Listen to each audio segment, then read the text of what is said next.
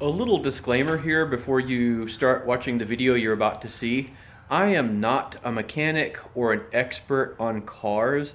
I'm simply a guy like you guys are watching that likes to work on my own vehicles where I can, save a dollar, do things myself so that I can be in control of the products that go on or in my car. I know what their lifespan is, I know what their quality is because I put them in there. And I can save a dollar or two doing it, and sometimes I really enjoy doing these things.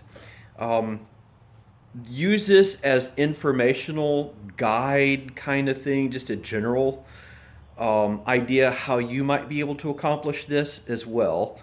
But I'm not a mechanic and I'm not an expert, so always rely on common sense and make sure you know what you're doing before you start any kind of a project. Thanks, guys. Today, I'm going to be showing you how to replace the rear brake calipers and pads on a 2015 Volvo S60, the car behind me there. This is the 2-liter drive E, but the important thing to know about this one is these are the ones that have the electronic parking brake, where you don't have that lever that you used to pull up in the center of the dash anymore. You have a little button or something that you push on it somewhere, or pull or twist or whatever, and you hear an electric motor set your parking brake. There are things that are a little bit different to take into consideration on one of those cars. To be able to retract that piece that runs the electric motor, to clamp it in place and all that. I'll show you how to do that, and show you a couple of things to watch out for here. If you know what to look for, it's not that bad. It's like any other brake job, just with a couple little extra points. First thing you want to do is, like I have on something that I don't mind getting dirty here, make sure you got the right attire. Get the tire or the car up on jacks and jack stands for the tire that I'm going to be, or the corner that I'm going to be working on. And since we're also going to be compressing the piston back into the caliper, we want to make sure we don't overflow our brake reservoir. So on these Volvos, I'm going to show you where that's at, because under the hood on these things you look under and everything is all blacked out, so you don't see all the stuff that you used to. It's all hidden. So let me show you where that is. See, if you look under the hood of one of these cars now, the only thing that has any color at all to it is a warning label on your overflow tank for your radiator, and a blue cap to let you know where to put your windshield wiper fluid. Everything else is hidden away. There's not even a dipstick on these. You cannot check your oil with a dipstick. Look back here, and this funny looking thing, it looks like a UFO plate, just turns, and you pop it right up, and there's your brake fluid reservoir. Take that off, and you'll notice down inside there's a line that says max up to that little hole on the top. You don't want it to exceed that. And by the time I've already replaced both front brakes. By the time I get both back replaced, this should be just about where it was when it left the factory. So should be in pretty good shape. So I'm going to put this back so I don't forget it, and we will check it when we're done to make sure it's not overflowing. If it is, you can just take like a turkey baster type thing or something and pull a little bit of stuff out. Let's get it in the air. Let's get ready to work on it. Alrighty, I've got the car up in the air and the tire off, as you can see, and this is what it looks like. Here's our rotor, our caliper holder. There's an electric motor on the back of this that has to come off. So what we need to do is, there's a 13 millimeter here. You've got to back hold it with a 15 millimeter wrench. This goes on right there, and it'll hold that and keep it from turning while you remove that top and bottom, and then your caliper will slide off. You've got to remove your caliper retainer, which has a couple of 15 millimeters back here. Those are going to be a pain to get off, because they, from the factory, put like a red thread locker on these things, and you're just going to have to sit there and crank at it until it's off. It's not going to be fun, it's not going to be pleasant, but it's got to be necessary. Once that's off, then we're going to have to remove the electric motor, which has two T30. And if there's one right there, and if that's dirty, you've got to clean the inside of that really well so your T30 fits down in there properly. Otherwise, you're going to round that out. It's going to be a royal pain. Don't do that. So let's go ahead and get started. I'm going to take this off first, and we'll get at it. Alrighty, for this top one, you may, depending on how thick your ratchet is, you may need a little extension so that you're not buttoned up against this. But it should be pretty easy to come off. It's not on there real hard. Sorry about the knee in the way. So that should come off really easily. I've had this off before when I was painting this caliper here, just testing out some blue caliper paint, see how it worked. Set that off to the side. We'll go down to the next one. And I should not need an extension for that one.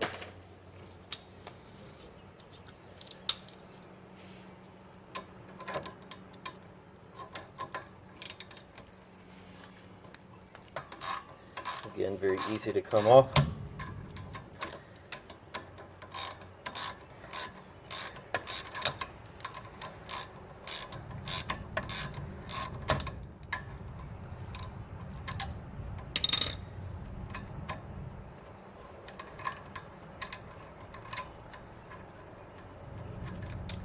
And there's that.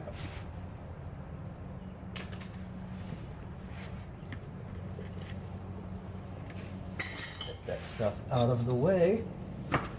And my caliper should come off pretty easily now. Just wiggle it and it'll come straight off. We're just going to set that over here out of the way for the moment. And here are my brake pads.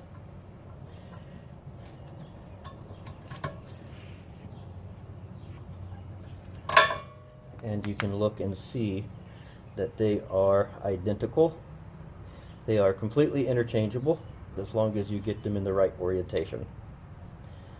So I could go this way or this way. These tabs are the same. So that does make it a little bit more convenient. Now, while this is still here, I'm going to get this electric motor off of this and get all that compressed. Okay, looks like you might need a short extension, but actually that was pretty darn easy to start off right there. If you have rust back here, you're going to want to clean all of that up because this thing could be a real pain to start. There's one. Let's see if we can get the other one as easy. This was my, wow, that was actually pretty easy. I have heard that if there's a lot of rust on these, like I was saying, a lot of corrosion, it can be a real nightmare to get that off. So I'm very glad that came off so easily. From there, we just have to gently pry the electric motor up. There's a point back on the back where you can get to it. And you can get to it right there too. And just pop it off. That comes right off very easily.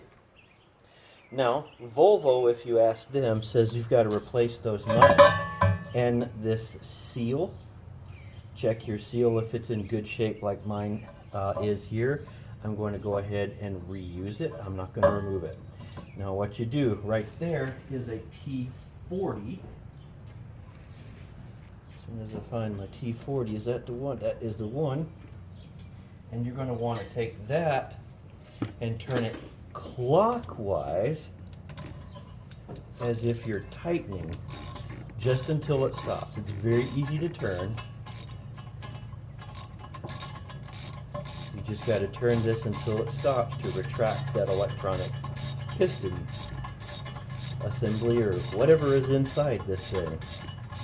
Once you have it retracted, really you could put your electric motor back on. But what I'm going to do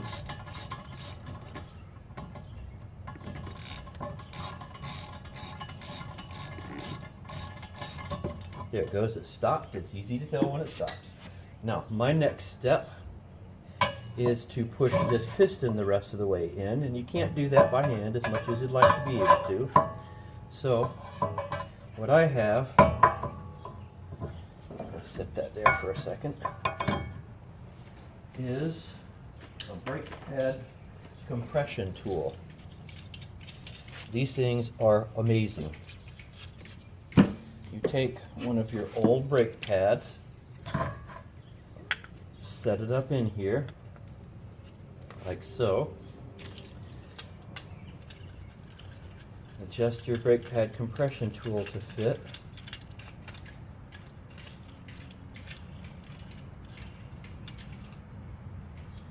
In here with it. My noisy little air compressor.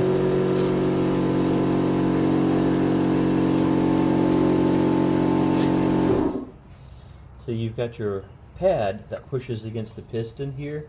So you just take this and gently turn it and push that piston back in there, because when you've got your new pads, they're going to be a lot thicker. So you're going to need this room. You've got to push that piston back up in there so you can actually get room to put your new brake pads. So you just turn this, and it'll bottom out, come flush. Old pads were pretty worn, so don't be afraid if you got to push it in a little ways.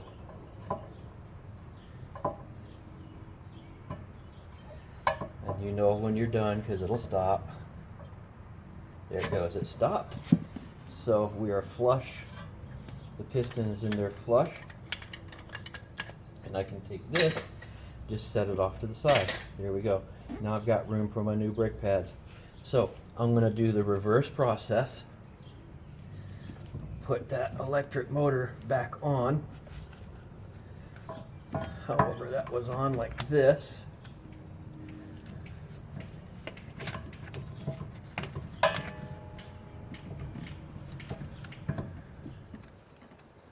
And that seal may make it a bit difficult to get started. So just be careful with it. There it goes. And then I'm going to put my bolts in and tighten it back down. So I'm going to do that and I'll be back at you guys. Okay, next up, now that we've got this mounted back in and that ready to go for getting the new brake pads in, these, since I'm going to replace the rotor, this and this have to come off. Those are 15 millimeter, and those are the ones that could be a royal pain. Let's see, that is loosening. Okay, that one is broken free. Breaking them free usually isn't going to be too bad. It's getting them off that is, because when you've got a standard size ratchet, you just got to sit there and crank away at it. So let me see. Oops, wrong way. And this may be one I removed. One of these I removed already.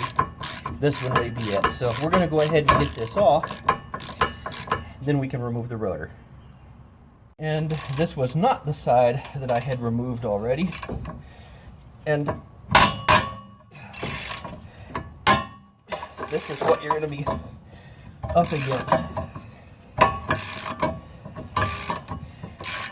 Whew, just got past it.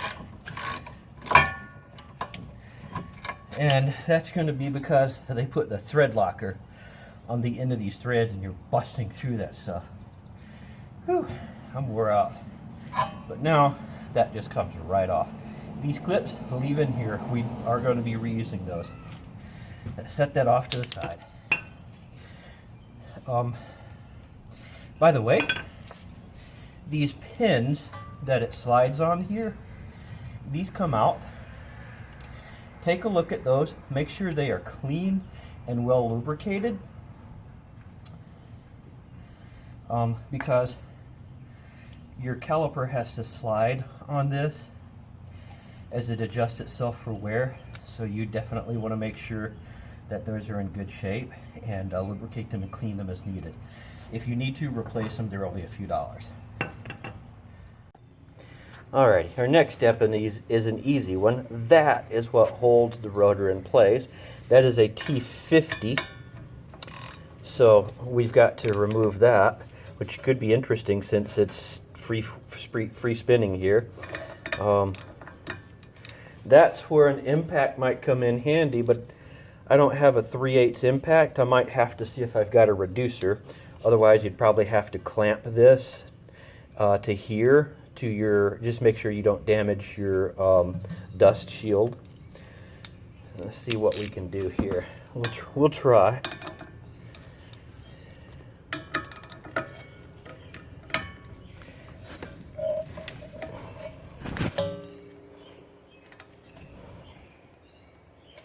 Oh, actually, that wasn't too bad. Once we got it started,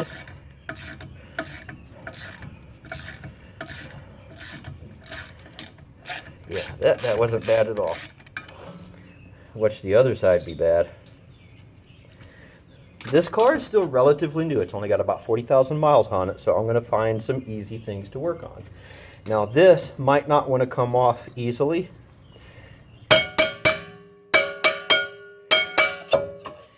Go. All you got to do is tap it a few times and it loosens that rust that forms up around here and pops right off. See the rust on the inside? So what I'm going to do is take some sandpaper, clean this part of the spindle off real quick since it's available, and I'm going to put some copper anti-seize here so that it doesn't stick to it when I put the new rotor on. Alright, I've got that surface prepared. A little bit sloppy on the anti-seize, I know, but there are two other things I want to do before I start reassembling. One, I want to compare the brake pads and make sure the hardware matches up, looks the same, other than the fact that they are thicker. These are the same size and design, so we're good there. And I want to set the new rotor on top of the old rotor, make sure they are the same size, visually compare them, and make sure all the parts match up, and these do. The ones I'm going to be putting on here are the Max Brakes Elite Black coated, and I have an unboxing video on that. I highly encourage you guys to watch it. For these, you don't need it so much, but I did wipe down the surface with brake clean. If this were not a coated rotor, if this were a metal unfinished rotor, you would definitely want to wipe both of the rotor surfaces with brake clean because they rust if they're not coated with something. And they're shipped from the factory with a light oil on them, and you don't want that oil on there when you're trying to bed your rotors and pads together. That's a bad thing. So you want to take some brake clean and clean that off. All I've got to do to this one is find this hole here that goes there. That's what holds the rotor on. Match those up, set it in place, kind of turn it where it's somewhat right. Find the missing bolt, there it is.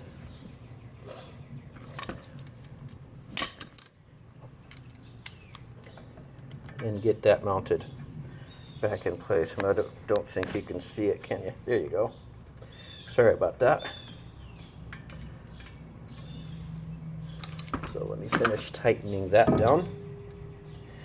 Don't worry if it doesn't seem to line up perfectly. This hole is, you'll notice that it's chamfered, and so is the bolt head, so that as you tighten the bolt, it falls down into that chamfer, so it's perfect.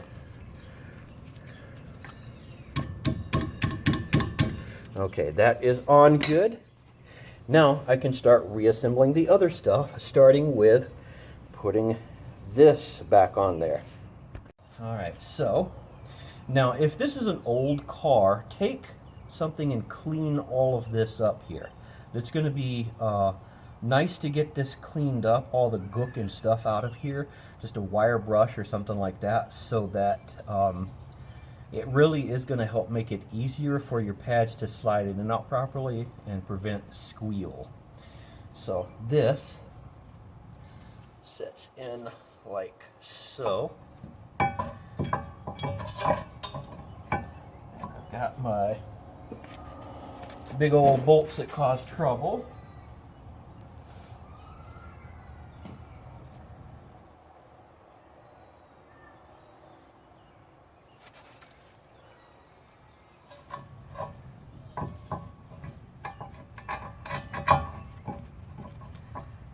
Okay, got that one started in.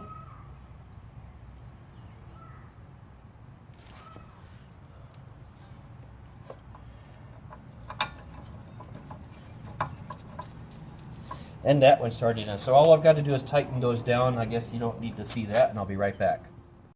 Now it's time to take our new brake pads and put them back in here. Make sure they are turned in the right direction. They follow the curve of the rotor. And normally you get a backing grease that goes on these. The Max brake ones have a special backing pad that resists vibration, but I do still like to put a little bit right on this tab where it slides into these slots right here, just to prevent any possibility of those things causing any vibration. Make sure I got it oriented right.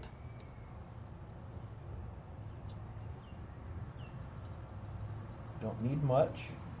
Matter of fact, I'm going to wipe some of that off. You don't need it getting down onto the brake surface or the pads or anything, so you just need a tiny little dot of this stuff.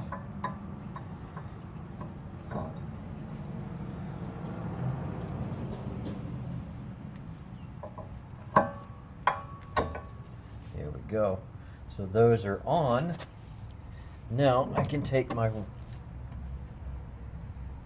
caliper and carefully slide that back on.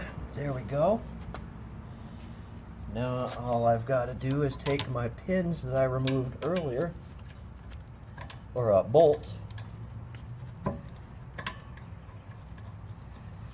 those started.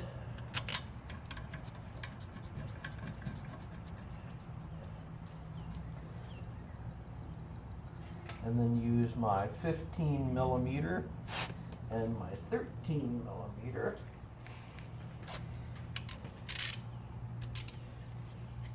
to tighten it.